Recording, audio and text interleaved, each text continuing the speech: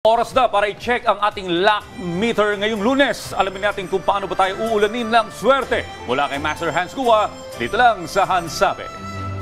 Rise and shine mga ka-RSP! Dito na po ang gabay, patnubay para lahat, prediksyon ni Master Hans Kua ngayong araw ng January 27, Lunes. Simulan na natin!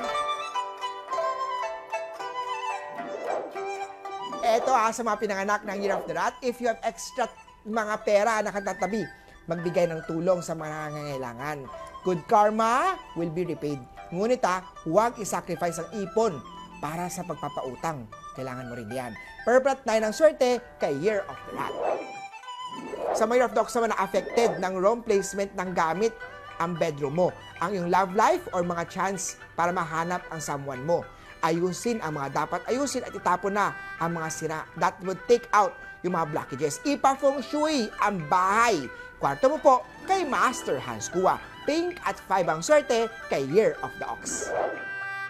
Punta naman tayo kay Year of the Tiger. Be on preventive side kapag kalusugan na pinag-uusapan. Always listen to your body. White at 7 ang swerte kay Year of the Tiger. Sa mga pinanganak ng Year of the Rabbit, itutok energy sa mga bagay na bibigay ng mga pakinabang tulad ng negosyo, job hunting at hobbies. Orange at 1 ang swerte kay Year of the Rabbit. Sa mga Dragon naman, be responsible sa mga bills at mga due dates. Bayaran ang utang kahit paunti-unti. Brown 4 ang swerte kay Year of the Dragon. Sa mga Year of the Snake naman, may mga admirers and crushes ka na magbibigay ng nakakakilig na feelings. Masaya ito sa mga single. Ngunit, kung ikaw naman ay taken na, focus kay partner instead. Gold at 8 ang swerte kay Year of the Snake.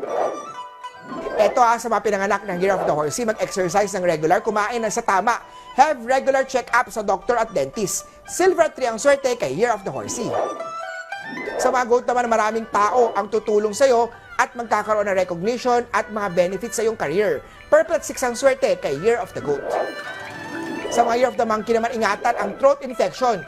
Susceptible ka sa ubo, sipon at paos. Aqua at 2 ang swerte kay Year of the Monkey.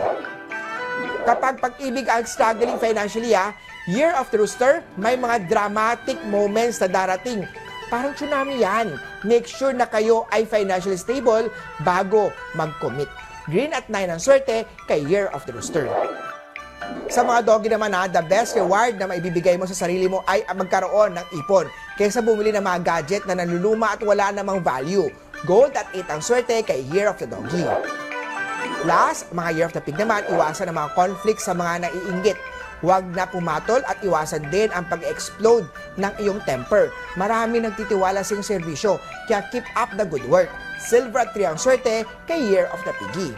Muli po ito po yung mga gabay, patnubay, palala at prediksyon lamang ni Master Hans Kua. Nasa inyong mga kamay na lalay ang inyong tagumpay. Kaya always be positive at i-claim ang mga swerte, mga ka-RSP.